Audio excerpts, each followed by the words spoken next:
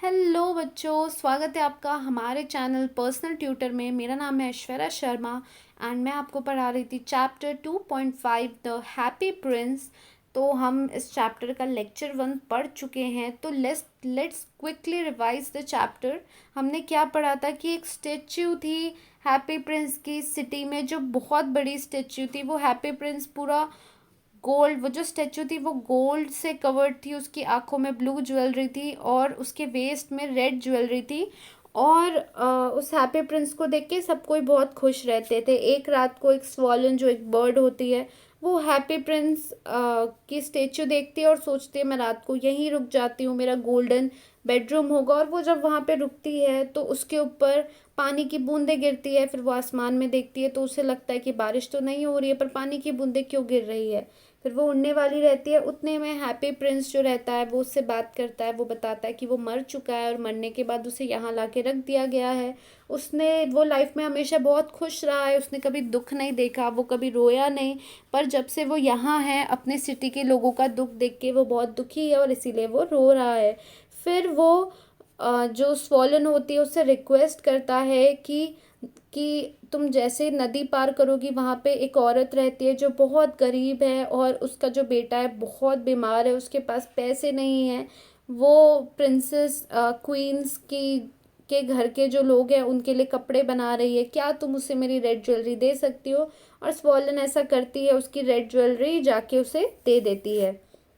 पहले वो मना करती है, फिर बाद में जाके दे देती है। फिर नेक्स्ट डे क्या होता है कि स्वॉलन को इजिप्ट जाना रहता है। तो इजिप्ट जाने से पहले वो एक बार और आती है हैप्पी प्रिंस के पास और उससे कहती है कि क्या मैं तुम्हारी कोई हेल्प कर सकती हूँ। तो हैप्पी प्रिंस कहता है कि हाँ, तुम मेरी हेल्प ऐसे कर सकती हो कि प्लीज़ तुम आज रात को भी यहाँ मेरे स्टैचू के पास रुक जाओ। और वो रुक जाती है। फिर हैप्पी प्रिंस उससे रिक्वेस्ट करता है कि बहुत दूर एक राइटर है, इस सिटी से बहुत दूर एक यंग राइटर है जो कुछ लिखने की कोशिश कर रहा है, स्टोरी ख़त्म करने की कोशिश कर रहा है।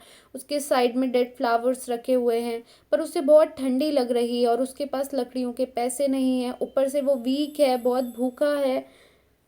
नाउ हम आगे पढ़ते हैं। I will wait with you one more night, said the swollen kindly. What shall I take to him? और फिर स्वॉलन कहती है कि ठीक है, मैं तुम्हारे साथ एक और रात यहाँ रुक जाती हूँ, पर बताओ मैं उस यंग राइटर की हेल्प कैसे कर सकती हूँ। Take him one of my eyes, said the prince. They are made of beautiful blue stones. The young man can sell it and buy wood and food. He can finish his story. और फिर happy Prince कहता है कि तुम मेरी एक आंख निकाल के ले जाओ, क्योंकि इसमें ब्लू कलर की ज्वेलरी लगी हुई है। इसे बेचकर वो पैसे ले सकता है और उससे खाना खरीद सकता है, लकड़ियाँ खरीद सकता है और अपनी स्टोरी ख़त्म कर सकता है। Take out your eye, dear prince, said the swollen. I cannot do that, and he began to cry.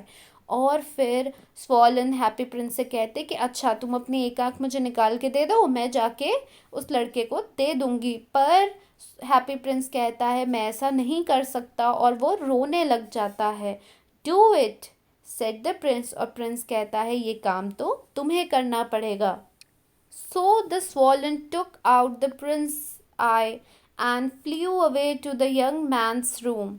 और फिर स्वॉलन प्रिंस की एक आंख निकाल लेती है और उस यंग राइटर के रूम में पहुंच जाती है।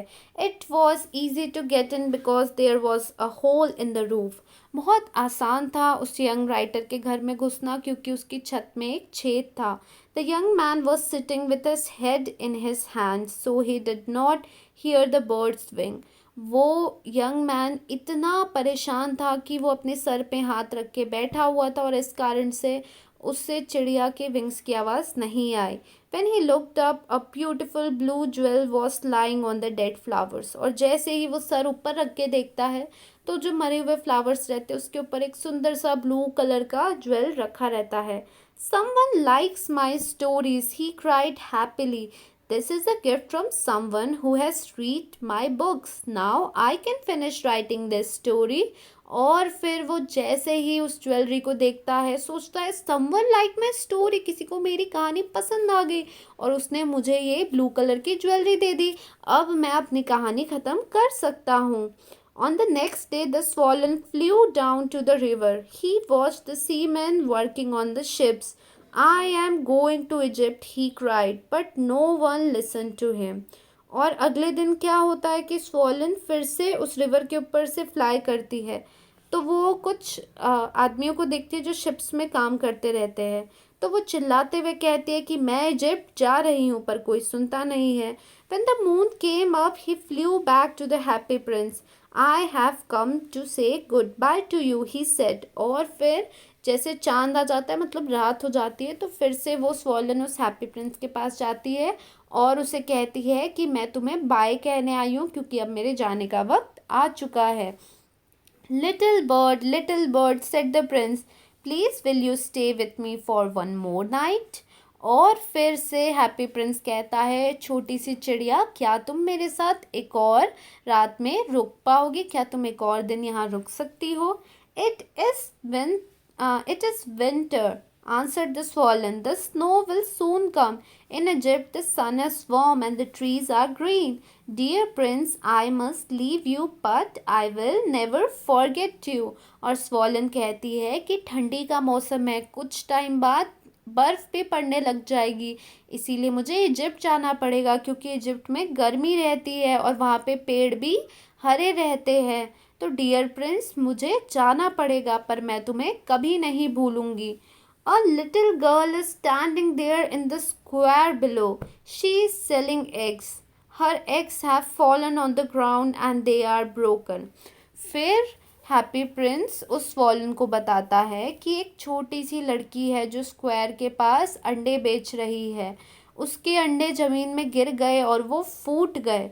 She has no money to take home. Her father will hit her. Take out my other eye and give it to her. और फिर वो हैप्पी प्रिंस सोलन से कहता है कि उसके पास अब कोई पैसे नहीं बचे हैं क्योंकि वो अंडे बेच के पैसे कमाती थी और वो अंडे तो फूट गए। तो क्या तुम मेरी एक आंख निकाल के उसे दे सकती हो? नहीं तो उसके पापा उसे बहुत मारेंगे। I will stay with you for one more night, said the swallow, but I can not take out your other आई.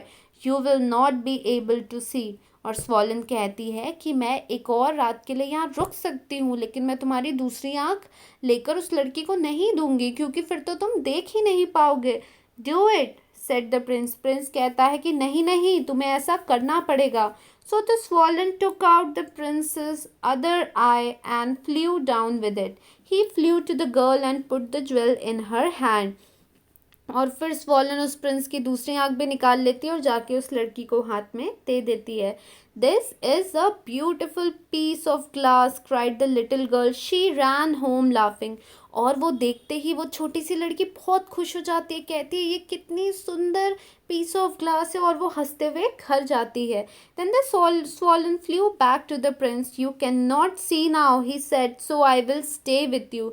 और स्वॉलन कहती है कि अब तो तुम देख नहीं सकते, तो मैं यहाँ तुम्हारे साथ रुकूंगी। No, said the poor prince, you must go to Egypt. और फिर स्वॉलन से वो प्रिंस कहता है कि नहीं नहीं, तुम इजिप्ट जाओ।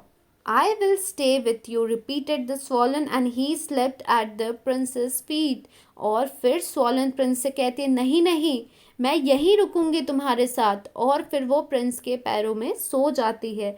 The next day he stayed with the prince. He told the prince stories about the strange lands that he knew. और अगले दिन वो प्रिंस के साथ रुकती है, वो उसे अलग अलग स्टोरीज बताती है उन जगहों की जहाँ पे वो रहती है। एक्चुअली ये बर्ड्स क्या माइग्रेट करती रहती है। माइग्रेट मतलब क्या होता है, एक जगह से दूसरी जगह जाती रहती है। ये लोग स्वॉलन क्या होती है, गर्मी में स्टे करती है, तो ऐसी जगह जाती रहती है जहाँ पे गर्मी है। Dear little bird, said the prince, you are telling me about strange and wonderful things, but the suffering of men and women is stranger than anything. Fly over my city, little bird, tell me what you see there. और फिर happy Prince swollen से कहता है कि छोटी सी चिड़िया, तुम मुझे अजीबो गरीब और ऐसी चीज़ें जो मुझे अचंभ कर दे, शॉक कर दे, ऐसी चीज़ों के बारे में बता रही हूँ, वंडरफुल चीज़ों के बारे में बता रही हूँ। लेकिन सबसे अजीब चीज़ मुझे लगती है आदमी और औरत जो मेरे सिटी में हैं उनका सफ़र करना, उनका परेशान होना। तो प्लीज़ तुम मेरी सिटी के ऊपर फ्लाई करो और मुझे बताओ कि तुम क्या देखती हो। So the swallow flew over the great city, he saw the poor people sitting at the gate. और फिर वो स्वॉलन सिटी पे उड़ती है और वो गरीब लोगों को देखती है गेट में बैठे हुए। He flew into the dark streets and saw the white faces of hungry children with sad eyes. और फिर वो स्ट्रीट्स में, डार्क स्ट्रीट्स क्यों बोल रहा है? इसलिए बोल रहा है डार्क स्ट्रीट्स क्योंकि इनके पास ना ना इलेक्ट्रिसिटी होती है, ना इनकी कोई स्ट्रीट लाइट होती है। जैसी जगह है वहाँ ये लोग बैठे हुए हैं, तो वहाँ पे ये घूमती हैं। सो द वाइट फेसेस क्यों बोल रहा है ऑफ हंग्री चिल्ड्रन? क्योंकि जब जब बच्चों को खाने पीने को प्रॉपरली नहीं मिलता है, कुपोषण हो जाता है, उनको न्यूट्रिशन नहीं रहता उनकी बॉडी में, तो क्या होता है, खून की कमी हो जाती है और बॉडी बिल्कुल वाइट हो जाती है। इसीलिए बोल रहा है white faces of hungry children with sad eyes. Under a bridge, two little boys were lying close together to keep warm. We are so hungry, they said. You cannot lie there, shouted a guard. क्या होता है, bridge के नीचे दो छोटे छोटे बच्चे सोए रहते हैं, एक दूसरे से चिपक के सोए रहते हैं क्योंकि उनको ठंड लगती रहती है, तो वो गर्मी ताकि फील हो। और वो लोग कहते हैं कि हम कितने भूखे हैं, हमारे पास कुछ खाने को नहीं है। और फिर गार्ड चिल्लाता है, you can not lie there, तुम यहाँ सो नहीं सकते हो। गार्ड्स कैसे करते हैं, भगा देते हैं, तो वैसे उनको भगा देते हैं। Then the swallow flew back and told the prince, I am covered with fine gold, said the prince. Take it off piece by piece and give it to my poor people. और फिर swollen वापस Prince के पास जाती है और उसे ये बातें बताती है। तो प्रिंस कहता है, मैं फाइन गोल्ड मतलब बिल्कुल मेरे गोल्ड में कोई मिक्सचर नहीं है, प्रॉपर मैं गोल्ड से बना हुआ हूँ। तो तुम मेरे पीसेस को एक के बाद एक निकालो और मेरे गरीब लोगों को जिनको ज़रूरत है उनको जाकर दो। The swollen pulled off the gold until the happy prince looked grey and ugly. और स्वॉलन उसकी बॉडी से गोल्ड निकालती, स्टैच्यू से गोल्ड निकालती जाती है। और वो तब तक गोल्ड निकालती है जब तक पूरा गोल्ड ख़त्म हो जाता है और वो हैप्पी प्रिंस ग्रे और अगली, बहुत गंदा दिखने लग जाता है। The swallow took the gold to the poor and the children's face become brighter. और फिर वो स्वॉलन क्या करती है कि गरीबों के पास वो गोल्ड लेके जाती है, उन गरीबों को देती है और वो लोग बहुत खुश हो जाते हैं। We have bread now, they cried. वो इतने खुश हो जाते हैं, वो कहते हैं अब हमारे पास ब्रेड है। अब हमारे पास ब्रेड है से यहाँ मतलब है कि हमारे पास अब खाने की चीज़ें अवेलेबल है। जैसे हमारे इंडिया में हम क्या बोलते हैं कि हमारे पास अब रोटी चावल है ना, तो वहाँ पे बोलते हैं अब हमारे पास ब्रेड बटर है। ब्रेड बटर है मतलब क्या होता है कि खाने की चीज़ है, वो उनके बोलने का तरीका है। Then the snow came, ice followed the snow and hung down from the roofs of the houses. Everyone wore thick coats. और फिर स्नो आ जाती है, हर जगह स्नो आ जाती है, घर के रूफ से स्नो गिरने लग जाती है और सब कोई थिक कोट्स पहनने लग जाते हैं।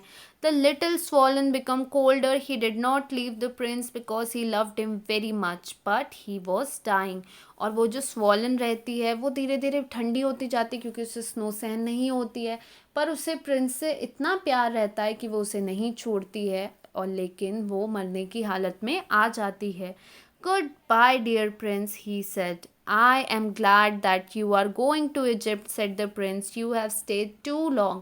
अब उसे जाना पड़ता है, तो वो प्रिंस से कहती है गुड बाय। और प्रिंस कहता है कि मुझे बहुत खुशी हुई कि अब तुम इजिप्ट जा रही हो, तुम यहाँ बहुत दिनों तक रुक गई। I am not going to Egypt, said the swollen. I am going to the house of God. It fell down dead at his feet. और स्वॉलन कहती है कि मैं इजिप्ट नहीं जा रही हूँ, मैं तो भगवान के पास जा रही हूँ। और फिर वो नीचे गिर जाती है और मर जाती है।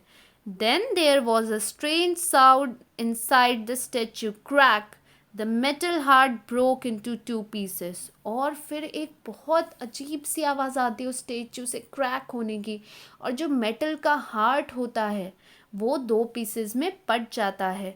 Early next morning, an important man in the city was walking below the two of his friends. He looked up at the statue. The happy prince does not look very bright, he said. और फिर अगली सुबह क्या होता है, कुछ आदमी वहाँ से उस स्टैचू के पास से गुजरते रहते हैं। अपने एक आदमी गुजरता रहता है अपने दो फ्रेंड्स के साथ, तो वो ऊपर स्टैचू में देखता है तो कहता है हैप्पी प्रिंस अब ब्राइट नहीं लग रहा, बिल्कुल चमकता हुआ नहीं लग रहा। फिर वो कहता है the red stone has disappeared, his eyes are not there and he is not golden, he looks like a beggar. और वो कहता है कि इसके जो आंखें थी वो भी जा चुकी हैं, इसका रेड स्टोन भी जा चुका है, इसका गोल्ड भी जा चुका है, अब तो ये भिखारी की तरह दिखता है, बेगर की तरह। Yes he does, said the men's friend.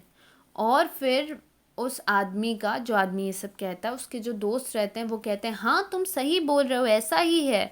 Here is a dead swallow at his feet, said the officer, we must make an order that birds can not die here. और फिर एक ऑफिसर देखता है कि statue के नीचे swollen मरी हुई रहती है, तो वो कहता है कि हम एक ऑर्डर निकालते हैं कि चिड़िया यहाँ पे मर नहीं सकती है। They pull down the statue of the happy prince and put it in the fire, a stream of bright metal run out. और फिर वो लोग क्या करते हैं, हैप्पी प्रिंस का जो पुतला होता है वहाँ से हटा देते हैं और उसमें आग लगा देते हैं और उसमें से ब्राइट बिल्कुल फायर निकलती है। This is strange, said the workman. This broken piece in the middle of statue has stayed hard. We must throw it away. So they threw it away with the dead bird. और फिर जो वहाँ काम करने वाले रहते हैं वो कहते हैं ये बहुत स्ट्रेंज सी बात है, ये जो ब्रोकन पीस है स्टेचू के बीच में ये जल नहीं रहा है, मतलब जो हार्ट रहता है उसका वो जलता नहीं है। कहता है हमें इसे फेंक देना चाहिए क्योंकि ये तो जल नहीं रहा है, तो उस मरी हुई चिड़िया के साथ वो उसे फेंक देते हैं। God said to his servants, bring me the two best things in the city. They brought him the broken heart and the dead bird. और क्या होता है, भगवान अपने सर्वेंट्स से कहते हैं, मतलब अपने लोगों से कहते हैं कि मुझे इस दुनिया की दो सबसे अच्छी चीज़ ला कर दो।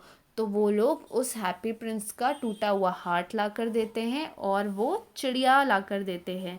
Yes, you have brought the right things, God said. The little swan will sing forever in my garden and the happy prince will stand in the city of gold. और फिर भगवान उन्हें देखकर बहुत खुश होते हैं, कहते हैं कि हाँ तुमने दुनिया की सबसे दो अच्छी चीज़ें लाई है, तुमने ये जो प्यारी सी चिड़िया लाई है ये मेरे गार्डन में हमेशा गाती रहेगी, और तुमने ये जो हैप्पी प्रिंस मेरे लिए लाया है इसका स्टेच्यू मेरे सिटी में खड़ा रहेगा और हम इसका गोल्डन स्टेच्यू बनाकर अपनी सिटी में खड़ा रखेंगे। तो इससे हमें क्या समझ आया कि आप देखो हैप्पी प्रिंस ने, उसे पता था कि उसमें जो गोल्ड लगा है, उसमें जो ज्वेलरी लगी, भले ही लोग उसे देखकर खुश होते हों, भले ही लोग दूर दूर से उसकी चमक को मानते हों, लेकिन उसने खुद को किसके लिए ख़राब कर दिया, ख़राब क्या कर दिया, मतलब खुद को चेंज कर दिया, अपने ऊपर लगे सारे ज्वेलरी, अपने ऊपर लगे सारे गोल्ड को सारे गरीबों को दे दिया, मतलब एक अच्छे काम के लिए खुद को कंप्लीटली समर्पित कर दिया। और ऐसे ही स्वॉलन की बात है, स्वॉलन जानती थी कि अगर वो ठंड में रुक जाएगी तो वो मर जाएगी,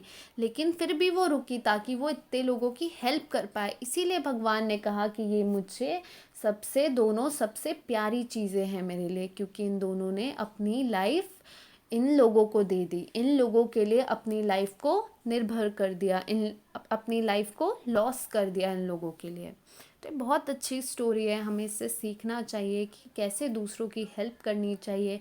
यदि हम कैपेबल हैं दूसरों की हेल्प करने के लिए तो हमें हमेशा दूसरों की हेल्प करनी चाहिए।